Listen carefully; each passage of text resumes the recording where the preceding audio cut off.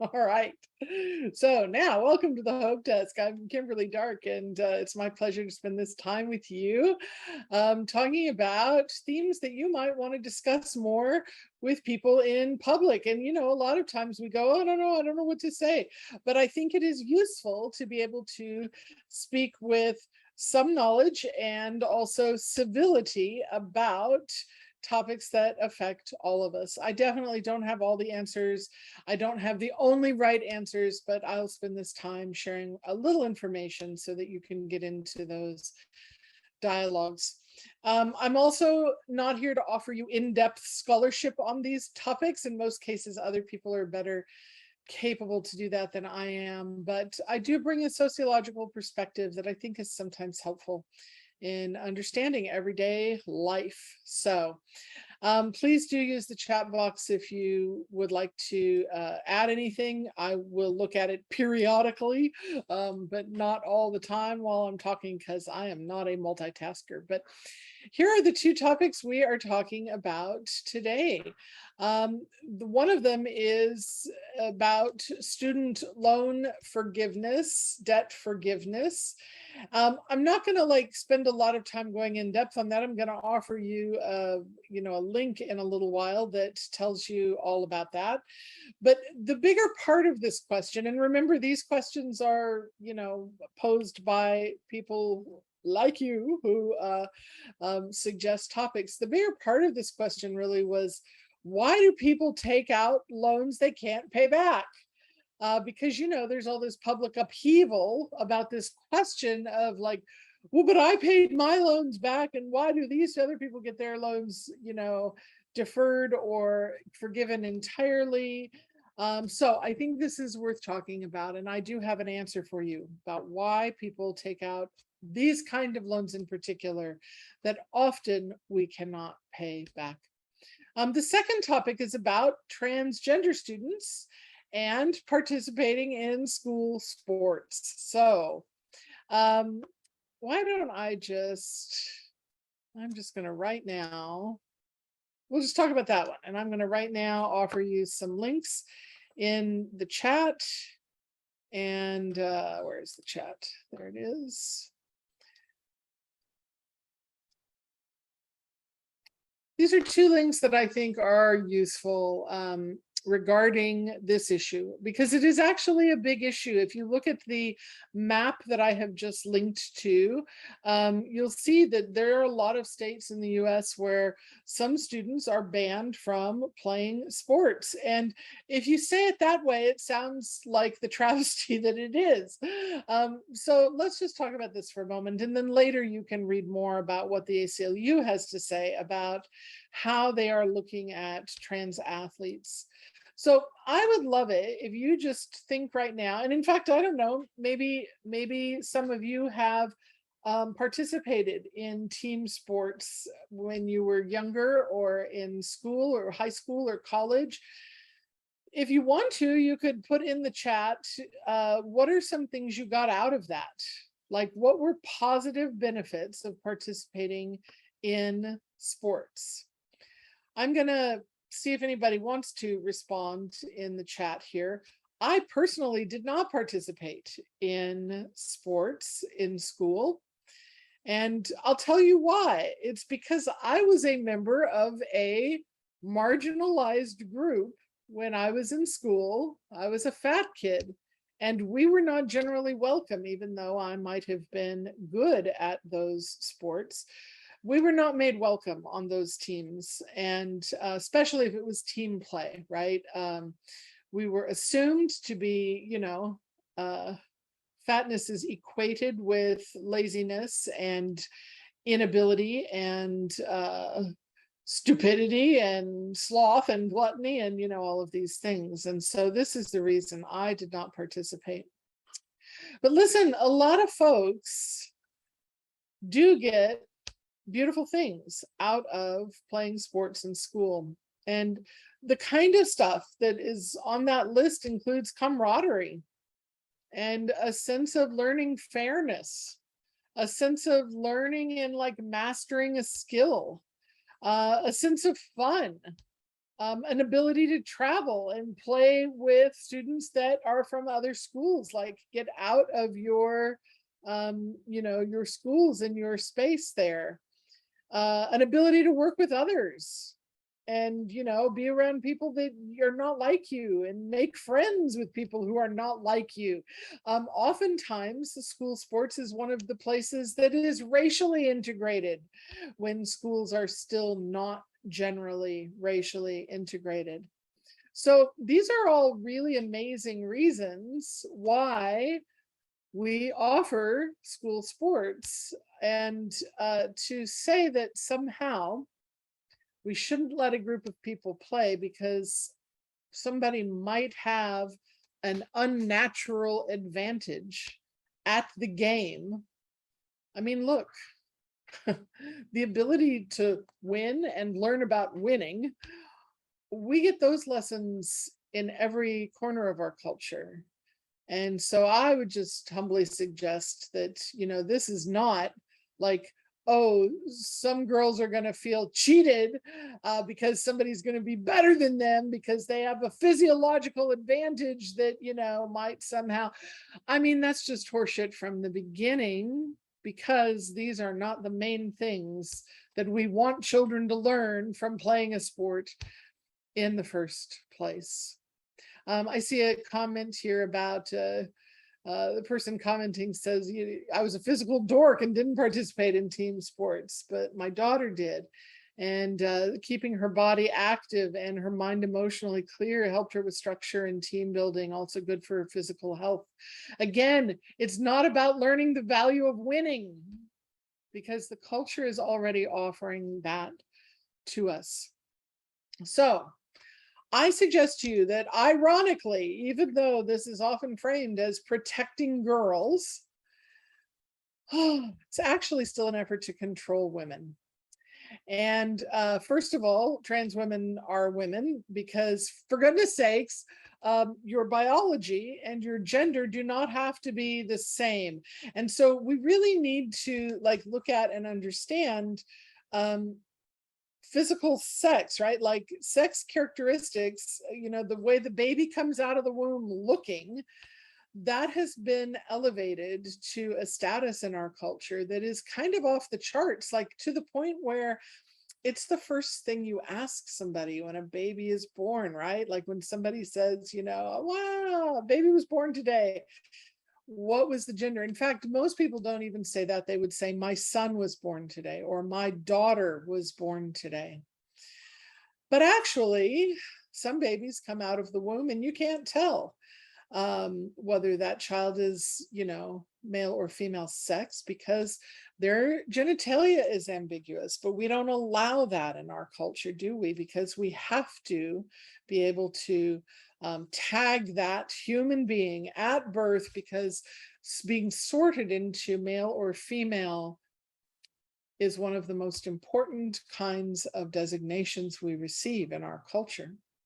So I'm offering this kind of broader perspective because I think we really need to think about what is happening here. That the increase in transgender people and also non-binary people in our culture is really calling us to question the two-gender system itself as a way of organizing the world. And be clear about that. This is a primary way that we organize the social world, even though gender is larger than two.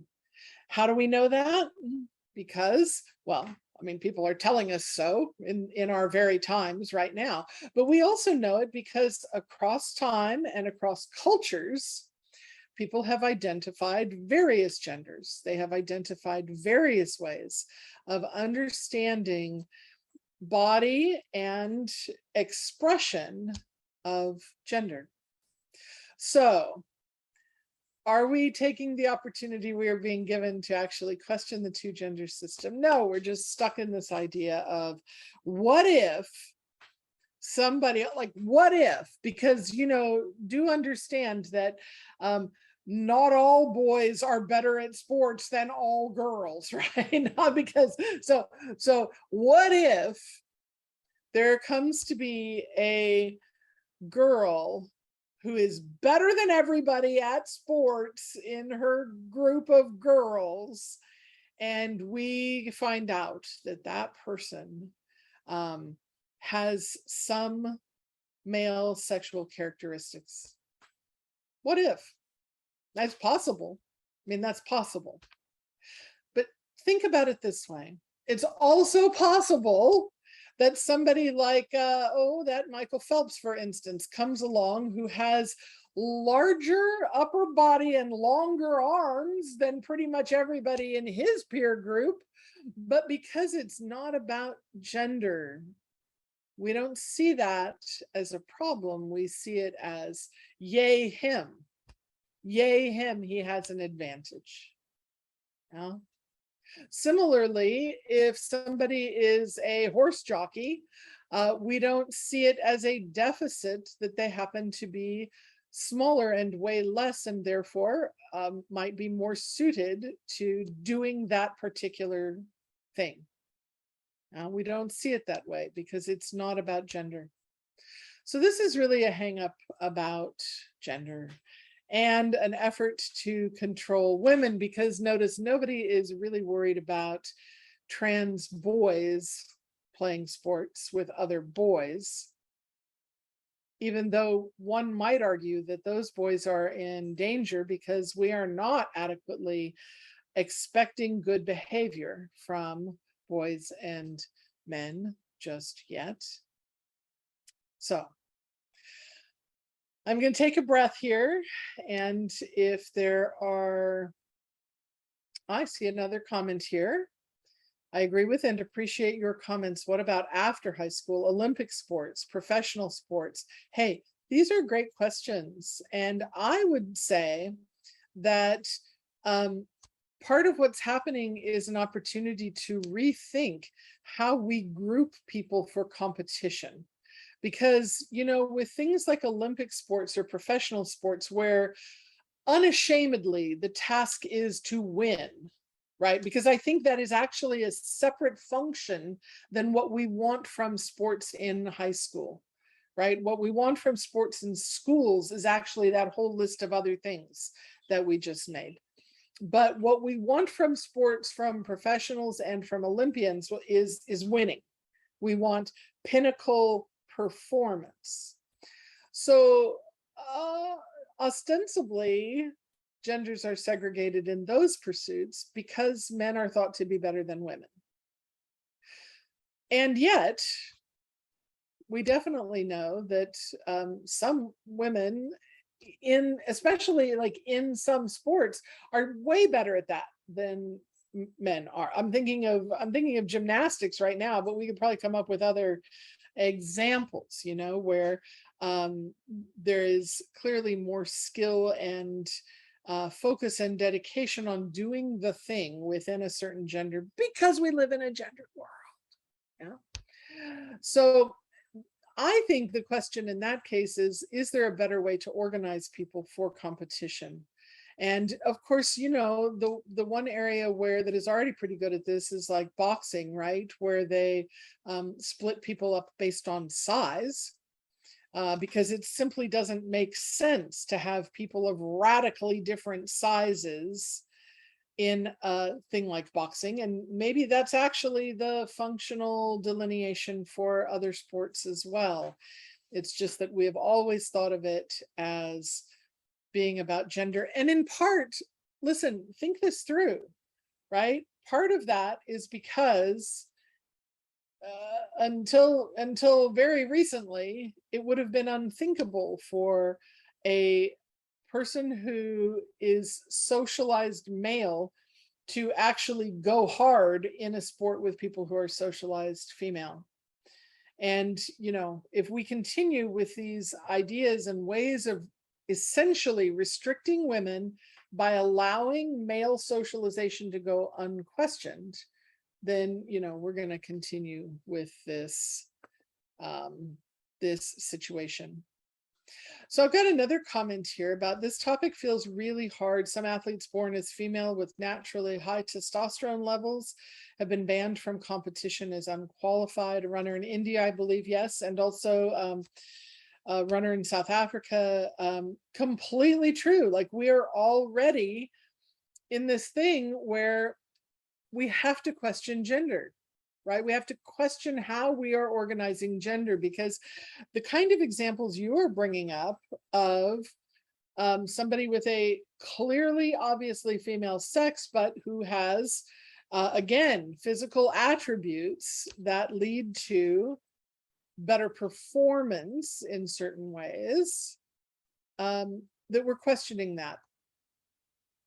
We could be questioning, the great long arm span of a swimmer like Michael Phelps, but again, we're not doing that because of what it's about. So I want to just back up again on this issue. Like, let's take in a broader view. So, first of all, you don't have to understand someone's desire to be transgender in order to respect their humanity and their rights to do simple things like use a bathroom or play a game. Like, think about that for a moment. This is actually like when anyone is in the headspace where they're saying, but I just don't understand. And usually where that goes from there is there's just something sick about that desire, right, to be transgender. But even if we're just stuck on I don't understand, this is supremacist thinking, folks. Like, if you believe that your need to understand something is actually more important than someone's basic humanity and ability to live a violence-free life and go pee when they need to and play a game with others when they're children, that is supremacist thinking. And I would suggest that we need to stop this right away, because it will go a long way in stopping the way that we are taught to apply hierarchy to everything. Because you know what? Folks do not exercise supremacist thinking over those they do not feel superior to. So anytime that kind of thinking comes up, it's a clue to the person thinking it. First of all, stop, do not speak. Do not speak and share that. But it's also a clue to everyone that, oh, I see. You think your humanity is greater than that other person's humanity. Aha. So we are just applying these things to sports in the same way we have applied them to many other things, aspects of society.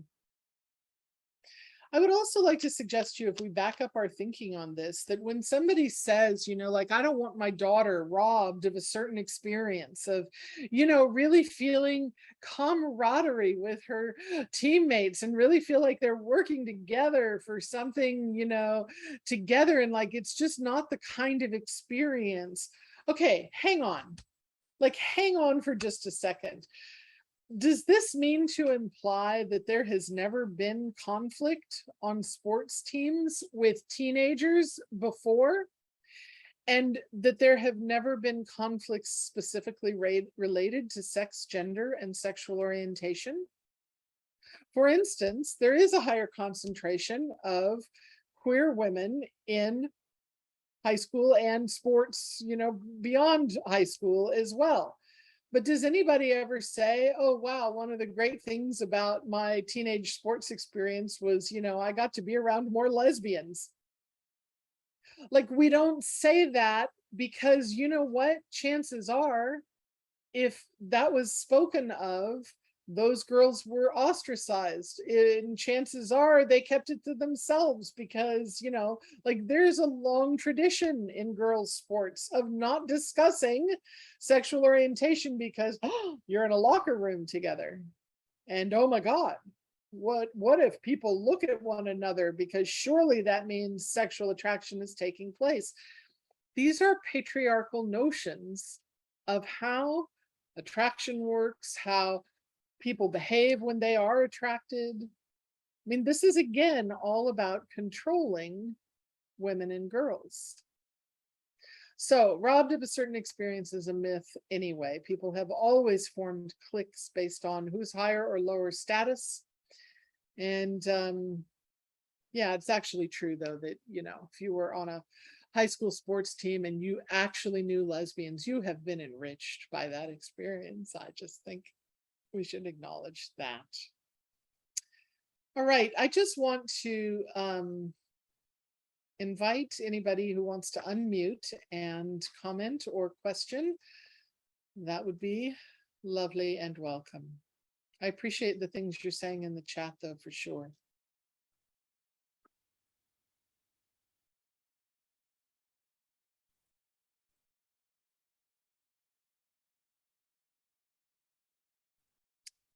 All right. Of course, you can continue to think of questions, but I'm going to move on and talk about the other topic here.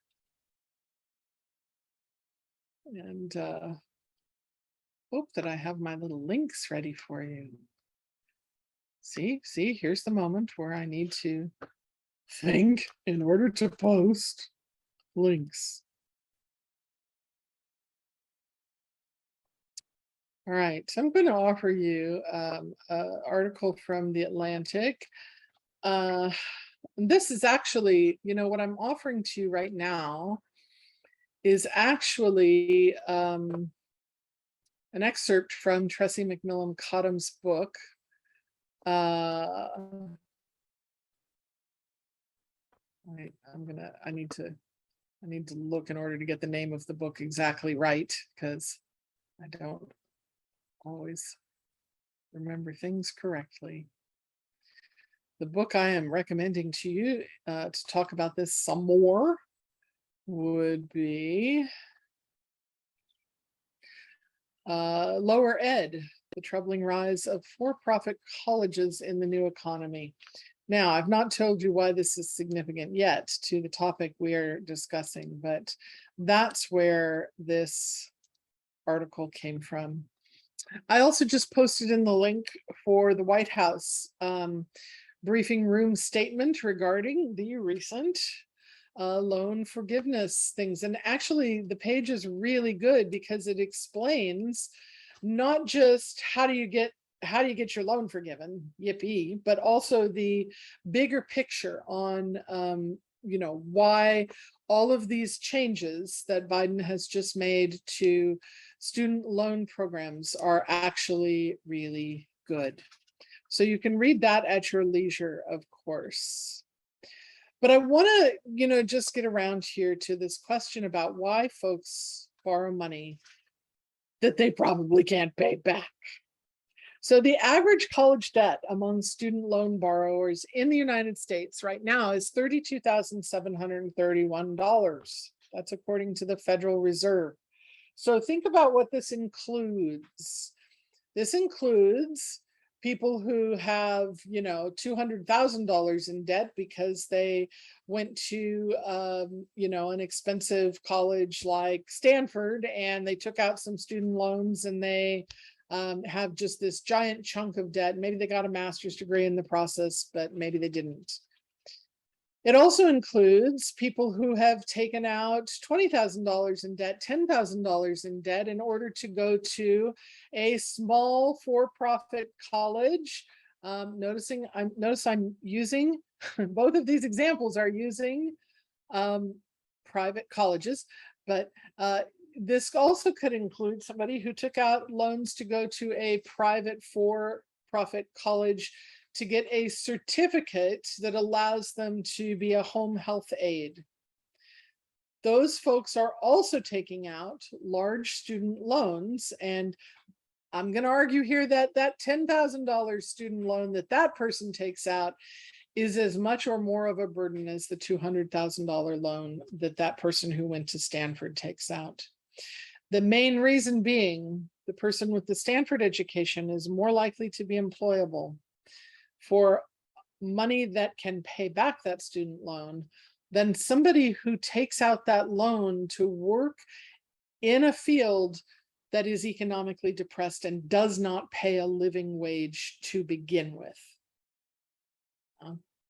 Because this is how we're coming around to this question. Why do people take out loans? Well, we become believers that we cannot afford to not borrow that money. Think about this. People are terrified of debt, but we come to believe that we will have either better earnings or better life prospects if we take out that loan.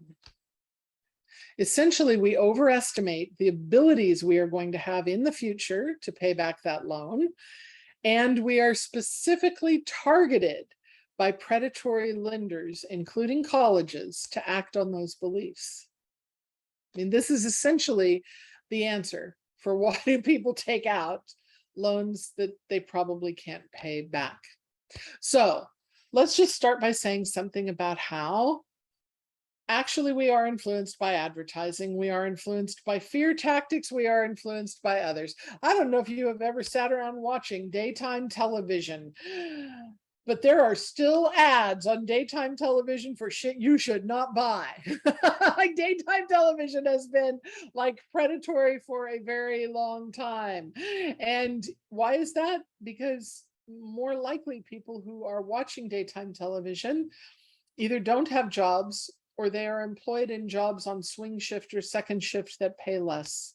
And so they are highly vulnerable to messaging. And some of these ads for colleges, holy crap, like some of the bigger ones like ITT Institute or University of Phoenix, right? Some of the bigger predatory, high cost, low value degrees.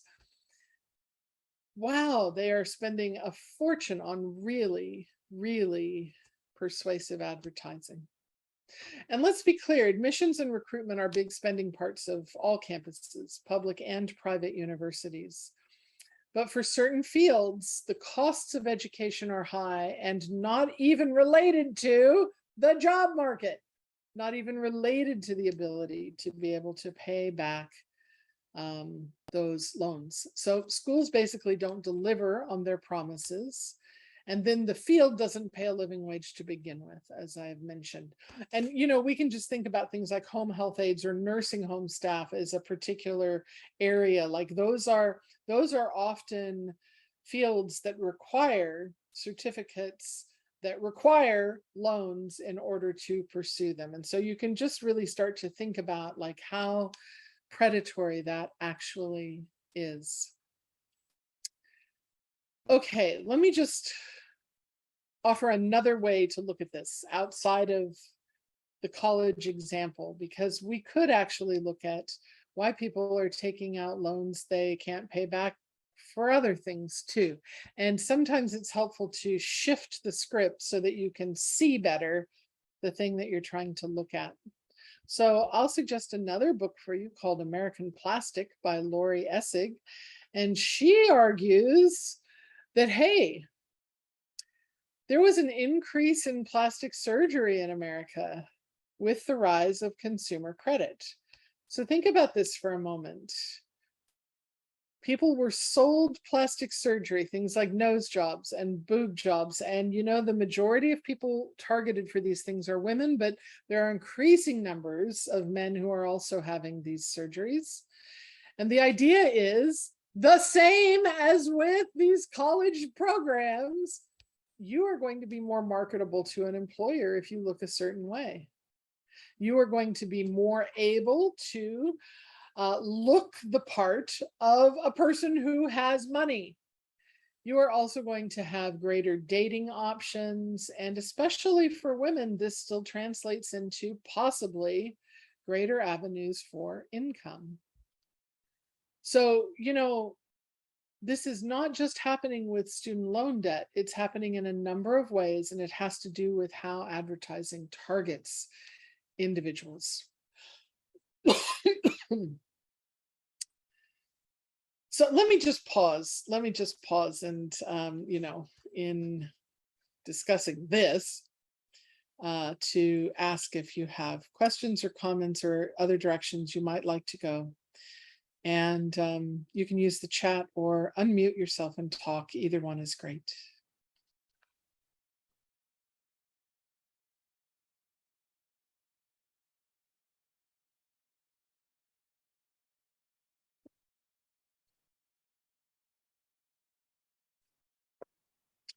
There's another thing that happens, which I didn't mention yet, which is when student loan debt becomes the norm, then it feels like it is normal, more normal to do, and then more people do it because it is the norm, right? Um, I mean, here's a clear example of this is when I was growing up, if you wanted a drink of water, you walked over to the sink and you got a glass, and then you stood there by the sink and you drank your glass of water. You didn't carry around a freaking bottle everywhere you went. But as soon as that became the norm, that you carry a water bottle with you everywhere you go, then there's someone on screen with a glass of water, right? As soon as this became the norm, then you became abnormal if you didn't do it, right?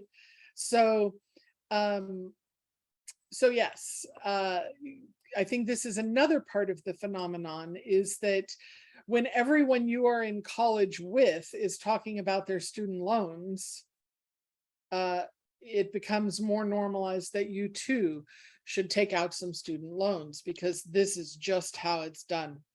My son, his father and I were able to offer him a debt-free bachelor's degree. We paid for his expenses for the bachelor's degree. I very much wanted him to have that without debt. But then to go to the master's program, he took out a loan, and I was shocked by this decision because it seemed so unnecessary to me to get this particular master's degree if it was going to cost this much money. But he was in the mindset of, this is just what you do. This is just a completely normal thing. All right, I'm seeing some comments, and I'm going to read those now. So the assumption is that if I go to Stanford, I will complete my degree. That's another thing. I really, so far, I'm only talking about the people for whom the education is completed and successful. But there are a heck of a lot more people still that have this debt and don't ever complete the degree, therefore not being able to use the degree that that they have completed. And also, here's a comment: this sounds like the diet industry to me. It does indeed. I mean, we could also parse this, again, from that perspective as well, and looking at what comes to be a normal way of functioning, as opposed to, like, if I think this through, is this a good thing? Here's a comment from someone else: the shift from being able to include it with bankruptcy filings seems to have deeply increased the burden. Indeed. So actually, there are a number of policy changes that have increased the ways that people feel comfortable taking out debt, and also the predatory approaches to debt. So I'm going to just read you a little quote here in the interest of that comment. I'm going to just read you this little quote here from that article in The Atlantic that I have provided in the chat. There is a more satisfying, if damning, explanation for the rise of for-profit colleges in the Wall Street era of lower ed. Inequalities in how people work, exacerbated by social policies and legitimized by individualist notions of education as a consumer good, conspired to create the demand for a credential that would insure workers against bad jobs.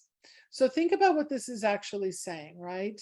The idea of insuring yourself against a bad job. You've heard people say this, right? Like, well, you just need a bachelor's degree in order to even get a job.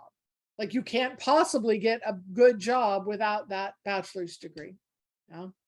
So everyone from I'm going back to the quote now, everyone from politicians to employers to researchers and those in traditional higher education benefited when for-profit colleges became the solution to that demand.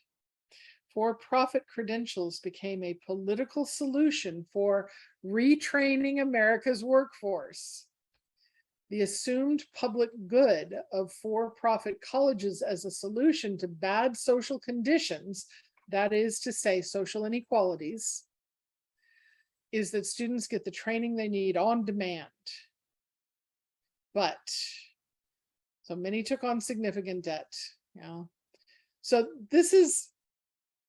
there are a whole lot of mechanisms in place when our government started looking at this as a good thing, but really this was also Wall Street learning how to monetize, financialize a situation that should not have been so. And that shift from being able to include it with bankruptcy filings fits in there as well. Oh. There's so much more to talk about on both of these topics, but I really do hope that knowing a little bit and having a few resources leads you to be able to have more civil conversations about these things. And, I think the best answer to this question about why should those people get $10,000 off when I had to pay off my student loans, still the best answer to this is that I'm so sorry you had to do that. It was a bad idea in the first place for everyone. But my gosh, if you just, took a sip of your drink and found out it was motor oil and everybody at the table has motor oil, do you want everybody to have to drink it? Or do you want to just get rid of it? Right? Like it's sad you took a drink, but that doesn't mean that everybody else needs to do the bad thing in order to decide this is, a poor idea for everyone. Are there any other comments or questions? Or here's the question I always like to ask. Do you feel like you will talk about these things with other people in the coming days or weeks or months? And I don't know, what are your thoughts on that? Where might you have these conversations? Feel free to unmute if you would like and talk or use the chat.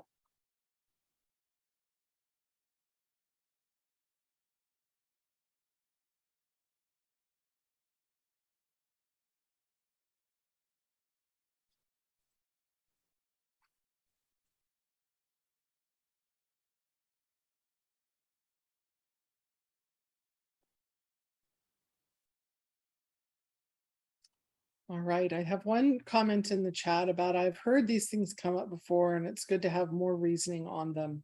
That's great. That's the whole idea. And, I also hope that the time we spend talking about these things helps you to shift the way that you look at these topics as well, because it's possible for anybody to use Google and come up with some interesting things about a topic, right? But the ability to shift the way that you think about, okay, what is this similar to? Okay, how has this existed in other cultures? Okay, how has this existed historically? These are additional questions that you might ask in order to refine your Google search. So that's what I have for you today. And I appreciate your interest in public civil conversations. This is how we create culture and how we create policy change. And I'll see you next time. Wait, I've got one more couple of links for you here. I have 2 opportunities for you to join me online coming up. One of them is a writing class with Hugo House called Loving the Writing Life. This is for anyone who thinks they would like writing to have a better place, bigger place in their lives. The other is with Corporeal Writing, and it is a memoir workshop. All right, friends, I'll see you around.